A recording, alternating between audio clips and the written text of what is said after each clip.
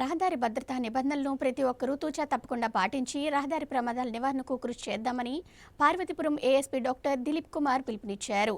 జిల్లా పోలీస్ కార్యాలయ ఆవరణలో రోడ్డు భద్రతా చర్యల్లో భాగంగా 20 ట్రాఫిక్ స్టాపర్లను ఆయన ప్రారంభించారు.